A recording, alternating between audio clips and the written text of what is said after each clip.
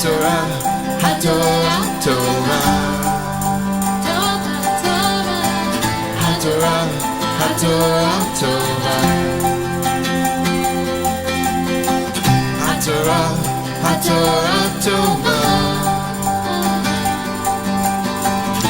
Torah, Torah, Torah. Yeshua's the way, the truth, and the life.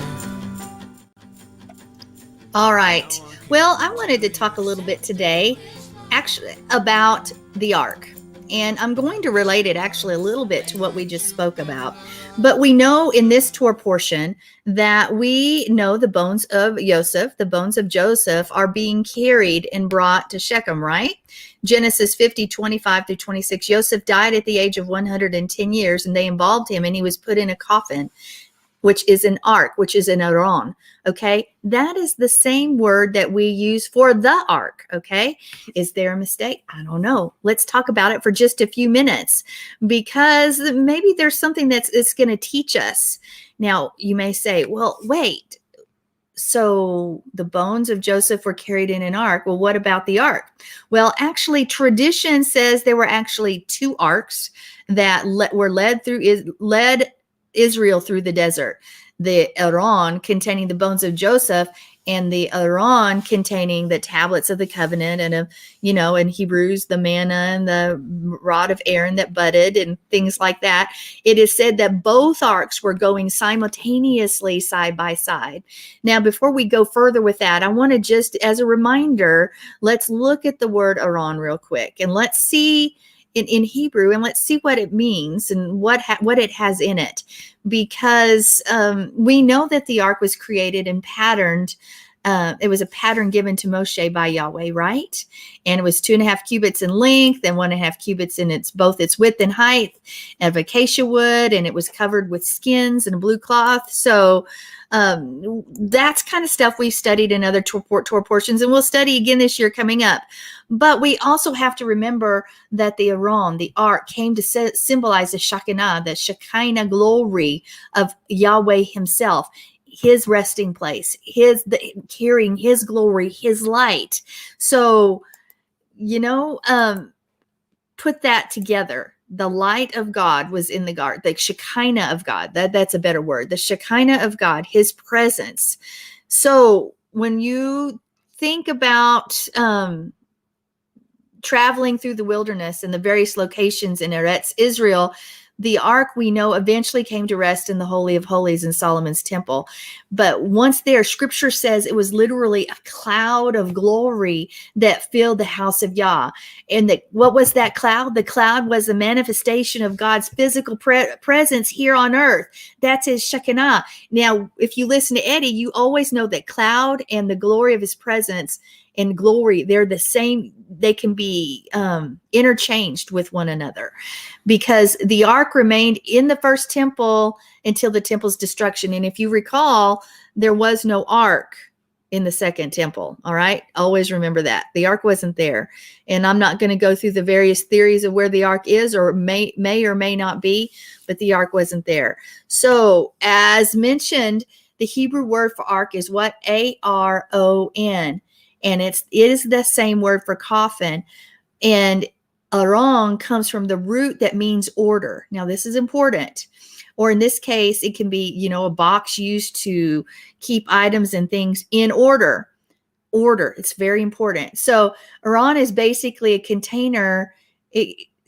So it can refer to either a container for the tablets or the collection of boxes used in the temple. But there's something more that is in the literal meaning of aron, okay? Because it's a box used for the receiving and for the safeguarding of others when you look a little bit more deeply into the meaning. And that really seems to relate to the purpose of the tablets of stone. What are they supposed to do? They are supposed to help us for the receiving and safeguarding of Israel, all of the people. But now remember, when there's a family of words, the root, when the root is the same, there's some meaning that can be added to the word. It's called the family of words. In fact, we look at it to understand the depth of what a word means in Hebrew. So when you add a vav to the root of aron, you actually have the word for light. In fact, there's two words that are for light that are used, that are related to this. Now, is that a mistake? Because when you think about it, the ark is supposed to be the presence of Yahweh, his glory, the cloud that surrounded his presence. But think about light. Even more precisely, a lamp that is an oil-filled container with a wick that gives off light. What are the commandments supposed to do? They're supposed to bring order from chaos. They're supposed to bring light into darkness in order so the community can be guided. Now, you've heard me say this over and over. We are to be that light. Just as Yeshua is light, we are to be that light as well. We are to be the living, walking Torah scrolls. So we are also supposed to be the light that puts things in order in the midst of the darkness. Psalm 119, 105 says, thy word is a lamp unto my feet and a light unto my path. Proverbs 6:23 says, the commandment is a lamp and the Torah is a light and the path of life for instruction. So just looking at these, and we look at the word aron, there has to be something that has to do with bringing light and bringing order out of chaos, bringing light into darkness. Now, maybe it's hidden in the word, and that we can even relate that to Joseph, because his name Zephne Paneach means the hidden one, and the Torah is hidden not only in the aron, but it's also supposed to be hidden within our hearts, but yet manifest in our action. So why would tradition say that Joseph's bones were being carried alongside the ark of Joseph's bones were carried alongside the ark? Well, I want you to think about it, because we are supposed to give off light. I'm not saying his bones give off light, but in Joseph's time, he also was a representation of Messiah. So I know that the rabbis say, this is a quote, how does the ark of the dead come next to the ark of the living? The dead man enshrined in the one fulfilled the commands of the other. And that's very interesting, because if we fulfill the commands of the other, we are bringing light into the world. So just Joseph was supposed to be this picture of Messiah who brought light into the world, who brought salvation to a world, actually. And and then you look at bones and trees are related words because of how their shape and their function. And the Torah is also called a tree of life. So maybe there's some sort of mystery with Joseph's coffin, because Joseph in his light was salvation to the world, brought light out in order into chaos. Yet that is what the Torah does. So was it a mistake that the possibility that both were carried? Because we are supposed to be a living ark as well, in that we carry the presence of Yahweh. And when you look at those words together side by side, and you think of both arks traveling together, Joseph had that function just as you and I have that function. And of course, carrying God's presence and having that Torah in our hearts also makes us carry his presence wherever we go. And so I wanted us to just sort of discuss together, what does that mean? How does that relate? How, to think about the aron of Joseph's bones being carried alongside the ark, and how they relate together. All right. One thing, I just want to mention a couple of different things. I want to hear what Mark has to say, but I was just thinking about how Joseph, the meaning of his name, Joseph, is to be fruitful and bountiful and that type of thing. And so there's a representation of the bountifulness that comes as we carry the ark, or that we carry the light within us. And I think about, Yeshua is the way, the truth, and the life, that he is the light of the world. And so it's not about dead bones. It's about the life that those bones speak about. And you think about, was it Elisha's grave when the what was it? There's two guys that they were escaping from the Midianites or something like that, and their friend was dead, and they threw his body into the grave, and he fell on top of Elisha's bones, and he was resurrected. We think about that really that our bones are a representation of life, and really that our bones are a representation of a continuation of life. It's the resurrection power that our bones should carry. I just think about that anointing. The resurrection power. I like that. It's about that where Elisha had such an anointing on him that a dead body that fell on it came alive.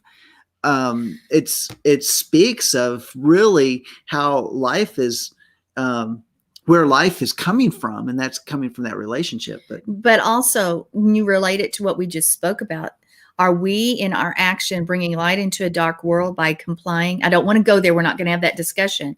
But isn't our mission still the same, to bring light and order out of chaos and into darkness?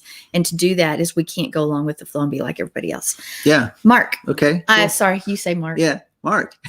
What was give me the definition of aron again? ARON. Part of it is is order. Okay.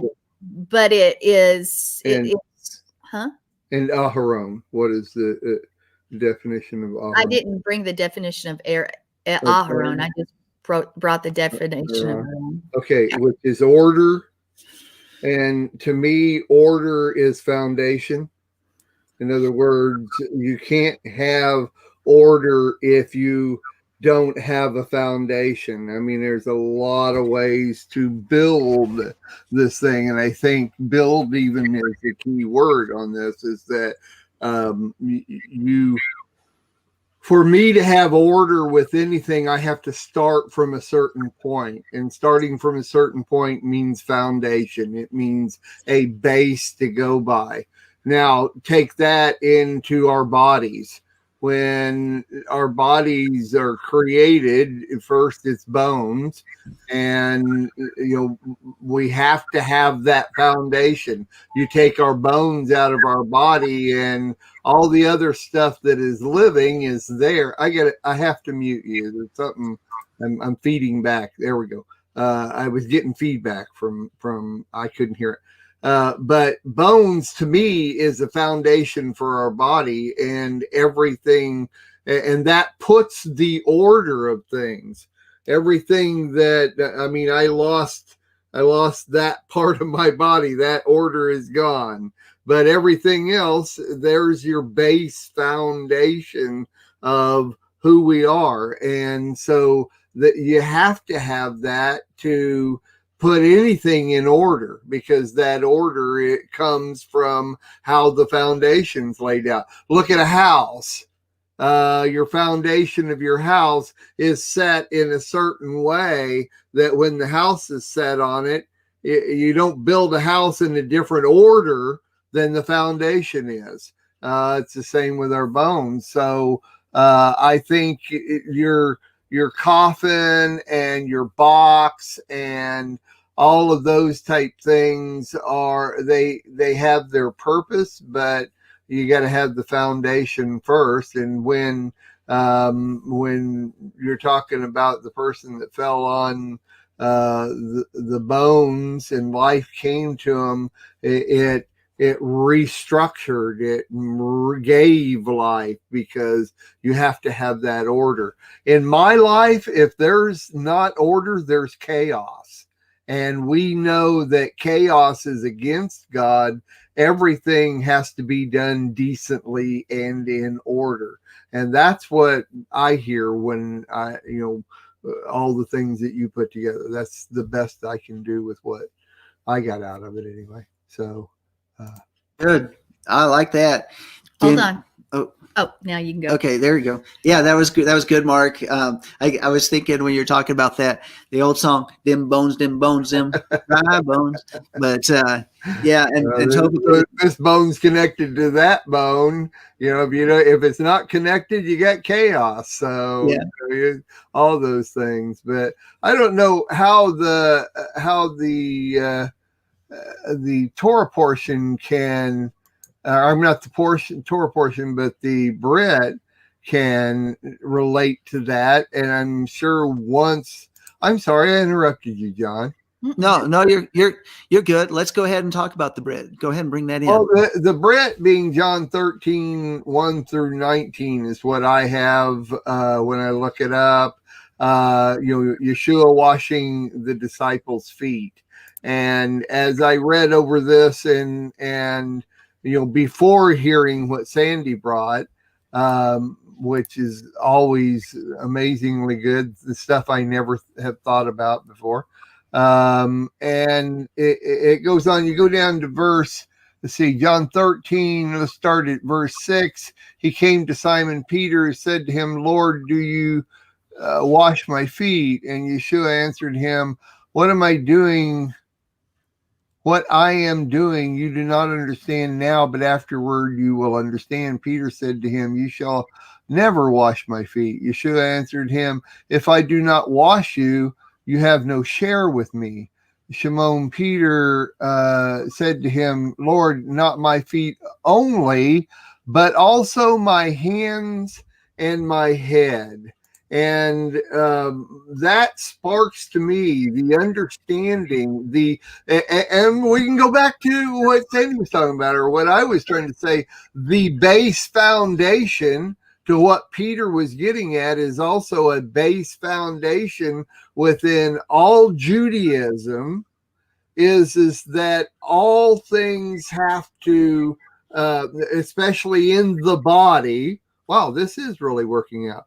In the body, you have everything has to be from the extremities. So Yeshua was watching his feet, and Kepha says, not only my feet, but my hands and my head, which are the extremities of the body. So if you cover the feet, the hands, and the head, the body has to be incorporated into that. And my next thought on that is davening. You guys are familiar with davening, right? You know what davening is. Okay. Davening, the definition of davening, let's go to that. The definition literally means to pray the liturgy. That's what it means. But if you ever watch a Jew pray, his entire body is moving. Every single molecule of that person's body is moving. A lot of times we see them do this, but if you really watch them, it's not just the upper part. It's their legs, it's their feet. Everything in the entire body is moving because it has to do with the extremities are worshiping God, and all of that has to be in order together to worship God. So I looked it up, and there's a couple of different things. For instance, Psalm 35:10 says, all my bones shall say, Hashem, who is like unto thee, are interpreted as an appeal to involve one's whole body in prayer. Another explanation explains rhythmic movement as a way to concentrate on praying and learning to ward off distracting thoughts. But what it does is it ignites the soul with the spirit and the body all in one. So when Peter says, not only my feet, but my hands and my head also, he is actually incorporating everything that is a foundation within Judaism, in the spirit, with God, all of that as one. And so I can see it's interesting that this part, what I'm thinking about here, does go along with what you're talking about, in that it has to do with the foundation and the body and the bones, all of that working together. Without that, you got nothing. Well, I like what you said too, because it's bringing order. If you think about our feet, when he is washing our feet with the word, washing our feet describes where we go. Our hands describe what we actually do. And our head, the head is always symbolic of being led by the Spirit. If you're led by your heel, you're led by your flesh. So we're being, in everything that we do, we're being led by the Spirit in everything we do with our hands and everywhere we go, where our feet tread. So I love that, because it is foundational. That sets up the foundation for those who walk in faith, and puts things in order in our lives so that we walk in that manner, and that so that we can truly be light and be that aron. So I think you put it all together perfectly. Cool. Yeah. Oh, cool. And I love there in verse 12 where it goes on, it says, back in John 13, so when he had washed their feet and taken his garments and reclined at the table again, he said to them, do you know what I've done to you? And really kind of bringing it back is do we honestly, when we come to Yeshua and he's done that cleansing, he literally cleanses it. He washes our feet. He literally washes us from the top of our head to the bottom of our feet. That's what the washing of the word, is really all about. It causes everything, every manner of life, every conversation, which is our lifestyle. It's changed. It's different. And it really has restructured our way that we live, our manner of living.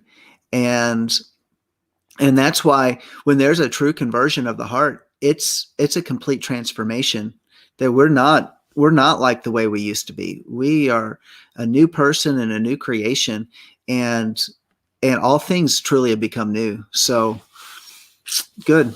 Well, one more step, and you were actually almost right there. After he says, do you understand what I've done to you? He says, you what you've done. Let's see. So in other words, whoa, yeah. If I then, your Lord and teacher, have washed your feet, you ought to wash one another's feet. So in other words, that takes it to the next step, is that, yes, I'm an individual and this is my body, but as we all connect together in unity, we are all one body. And that's the way it should work. So the Lord washes each one of us. We wash each other's feet. We wash each other and keep each other accountable. It's all one body. So, I mean, you could take that exponentially into a lot of areas. So, good. Yeah, good. Good, Mark. Well, hey, that was really good. Sandi bringing the Torah portion, and Mark, you brought it right in together with that. And if you really want to tie it in together with all of it, even what we were talking about with current events, it is really why. And I said this earlier. Readers are leaders. And if you're not reading, you're following. And so this is why. It also depends on what you're reading. It matters what you read. But if we read for the truth, it's those things that transform us and allows us to say, wait, something's wrong. Something's wrong in this life that we're living. Something's wrong with this picture. And it causes us to make sure we stay on that right path. And so whether it's, spiritual, it's current events, whatever it is, that's how we're going to live this thing out. And that's what's going to make sure that our foundation is good bones. We watched a movie the other day and they're looking at a castle and the lady said, this castle has good bones. I mean, because she's like, well, it's 400 years old. And so that's the way we really need to look. We need to have good bones. Mm-hmm. So, and all take right. care of them. Yeah, good deal. Well, hey, I just want to say thank you so much. Thank you for being with me today, Mark and Sandy, and being part of Let Us Reason Together. Thank you those that are in the chat room making comments there. Wasn't able to comment on everything that y'all are saying, but thank you for being part of the conversation. If you like what you've listened to, give us a thumbs up, post it on your social networking, however it is. And by the way, I'm on Parler now. If anybody wants to join me over in Parler, it's JL Craig, or it's at JL Craig. So join me at Parler and post these things When do over you there. have time for that? I don't. I actually follow my main headlines over there at Parler. It's a lot easier because Facebook doesn't let you do headlines anymore. And but anyway, isn't there a saying, an old saying that goes, "Join me in my parlor," said the spider to the fly. okay, all right, and then you can parlay. No, I'm not. I've already parlayed with the Lord. Don't need to parlay no more. Well, with that said, I'm just going to say, y'all, thank you too for being with me today. Those that are on here, those are going to be joining us in the archive later on. Thank you for watching. We love it. Thank you for being part of this family. And until next We're time, richly blessed to bring you what we believe is the fullest, most diverse, yet up-to-date progressive teachings, discussion, and prayer programming you can find anywhere on this planet. Be sure to take the tour of the MessianicLambRadio.com website. I'm Susan Hoogie, thanking you for joining us on the Messianic Lamb Video Network. No one can come to you except through His love.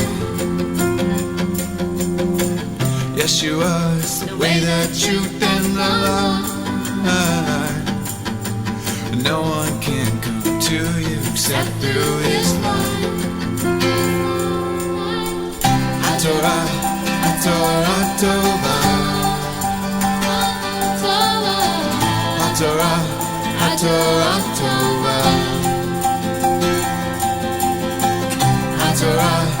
Torah, Torah.